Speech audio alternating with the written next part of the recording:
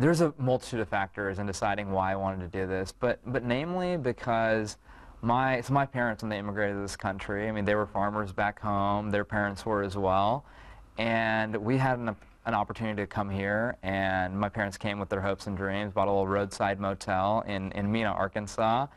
And we worked really hard, we worked lots of jobs. I did, night shifts and landscaping, shingles, you name it. We had to do a lot of different things, and we were able to build that up and were able to create what most people would call a successful company. So in essence, live the American dream. And I want to make sure that every other American has the ability to do so.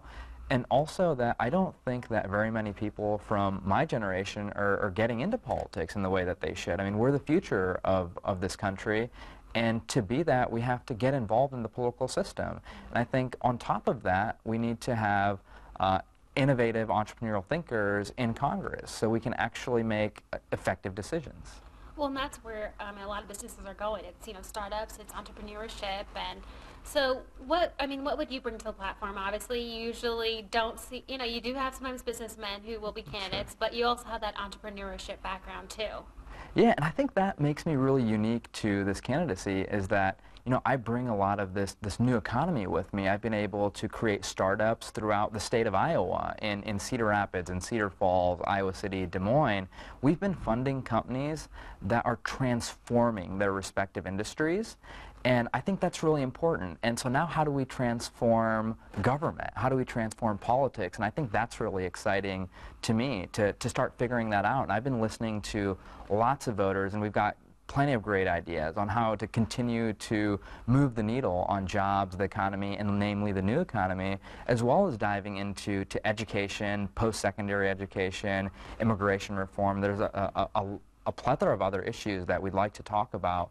But, I think everybody knows me as the entrepreneurship and innovation guy, and I will absolutely bring that to office.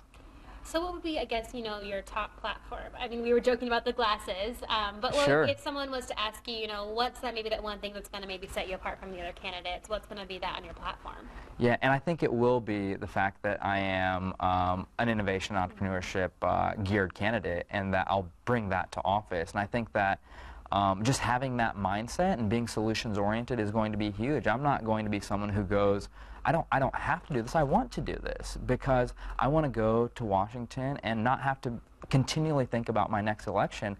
I want to think about the biggest issues at hand. I want to think about how do we solve for these things, and that's what excites me. And so I'll be bringing that to office. And other platform things, kind of like I had alluded to earlier, would be talking about education. I think that's been something that's been really important to myself and my family.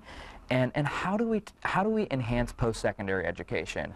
We've got colleges and universities that are the envy of the world, but unfortunately some people are afraid to even go to these universities because they know they'll be leaving with insurmountable amounts of debt. And to me that's really unfortunate. So I want to focus on that.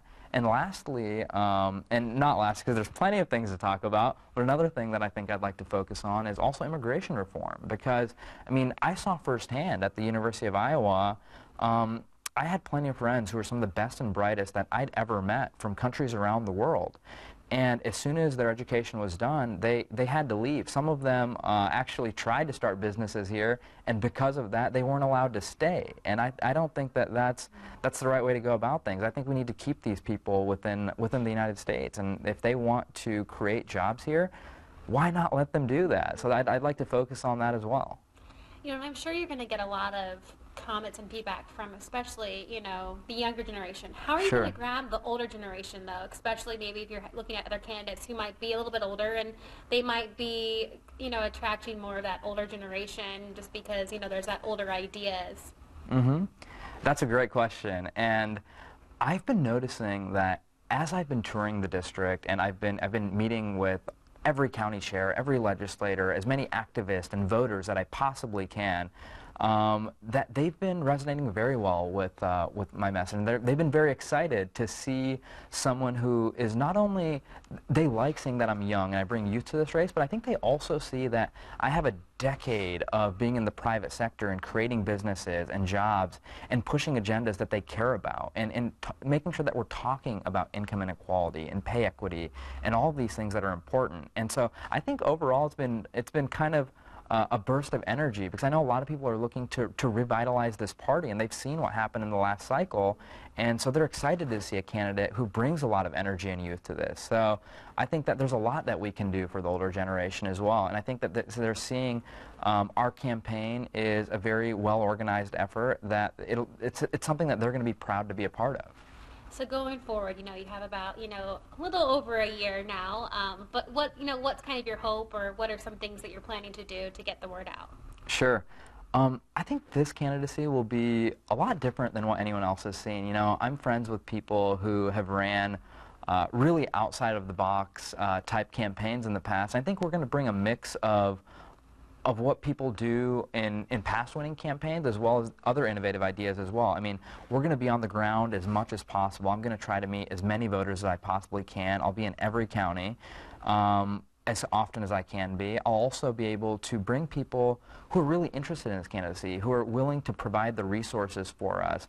And I've got lots of really cool friends on the East Coast who have ran data-driven campaigns, social media-driven campaigns, and they're finding a lot of interest in this because I'm a unique kind of candidate. So they're all rushing to be able to aid us and assist us. And that's really fulfilling for us to see that we're bringing the smartest people in the world to this campaign. And I think because of that, we're going to figure out a way to get past the finish line here. So you can say social media might actually be a big part of, helping you out here? Yeah, I think it will be. I think, I mean, just this morning I put on my social media and we blasted it through other channels, and that has caused a lot of wildfire. I've been getting messages left and right about people seeing, Facebook or Twitter or Instagram, you name it. And I think so social media and data will both be very important parts of this campaign. Perfect.